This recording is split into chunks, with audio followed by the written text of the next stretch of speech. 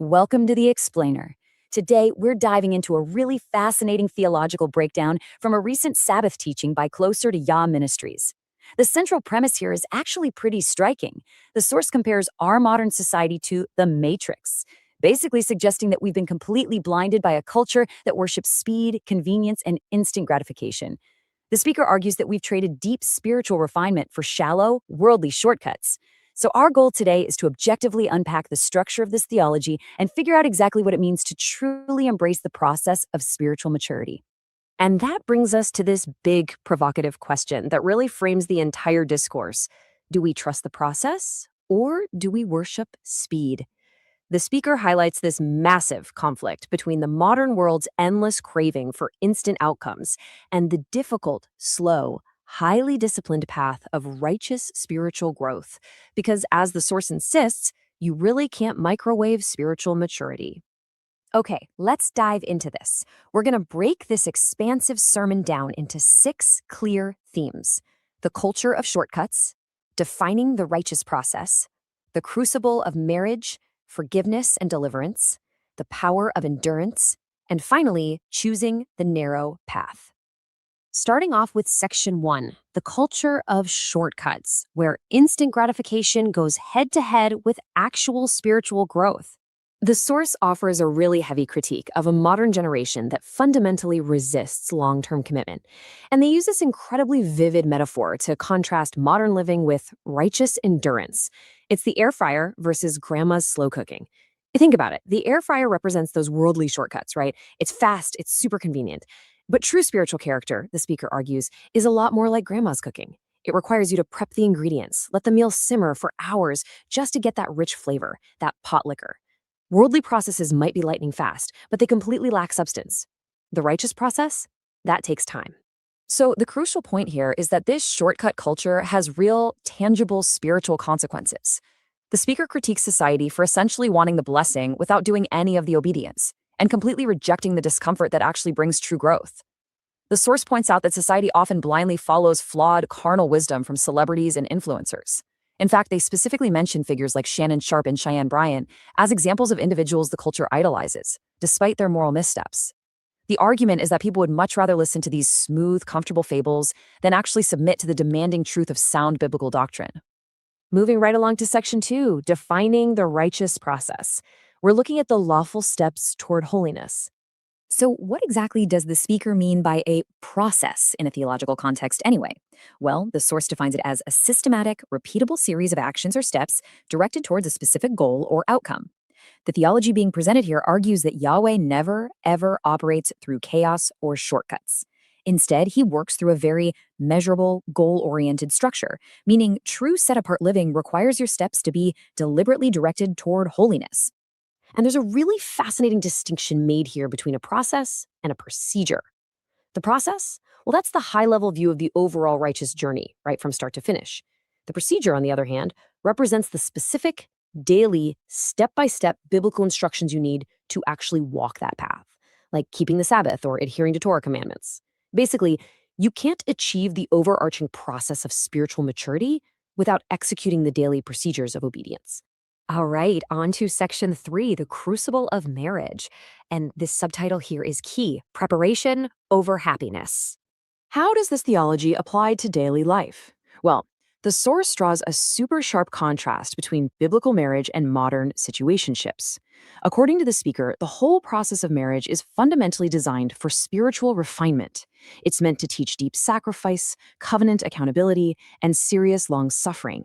It acts as a tool for sanctification, where husband washes his wife with the word, and both of them learn to serve Yahweh by serving each other. The firm stance here is that marriage is really about learning servitude and holiness, rather than just chasing personal happiness or instant compatibility. Because of that, the speaker takes a pretty strong view on marital struggles. The argument is that our modern society's reflex to just jump ship and file for divorce at the very first sign of discomfort, or spiritual warfare, is actually a direct rejection of Yahweh's refining process. By abandoning the marriage just to escape the pressure, you're bypassing the exact testing that was meant to build your character in the first place. Which brings us to section 4, forgiveness and deliverance, or the ongoing work of healing. Building on this recurring theme of embracing the process, the speaker pushes back really hard against the idea of instant spiritual fixes. It's perfectly encapsulated in this quote. Deliverance is not merely a moment, it often involves continued obedience. The source warns that treating deliverance like a fast food transaction, praying once and expecting lifetime results without ever changing your habits, is incredibly dangerous. Seeking those shortcuts, the speaker notes, can actually leave a person in worse spiritual bondage. They reference the biblical concept of an unclean spirit returning with 7 worse spirits if the house is left empty. So, how does true freedom actually happen? The source outlines a very structured path to deliverance.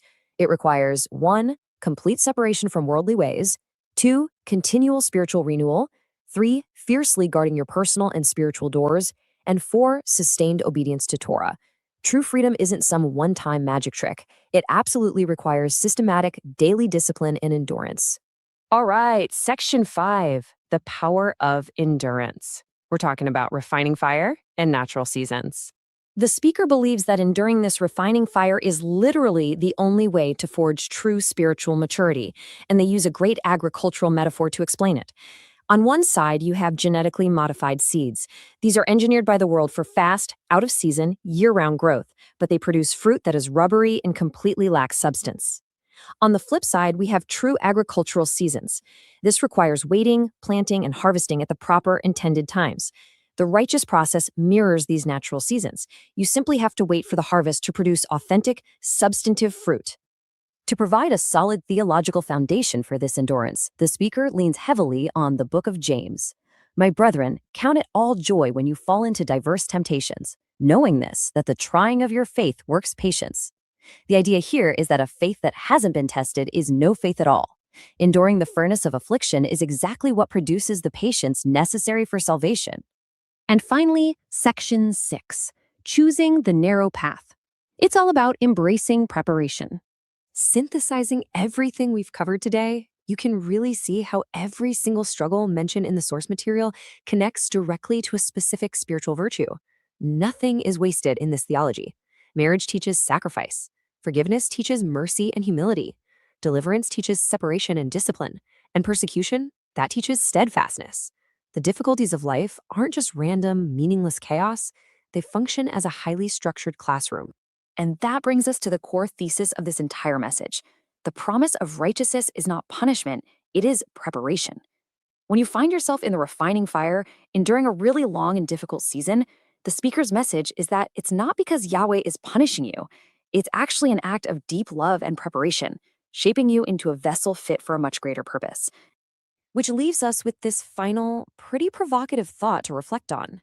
Are you walking the wide path of worldly convenience, constantly seeking out shortcuts and instant gratification? Or are you willing to embrace the discomfort and walk the narrow, refining path of the righteous process? It's definitely a challenging concept from our source material today, but one that absolutely invites us to deeply re examine how we view the difficult seasons of our own lives. Thank you so much for learning.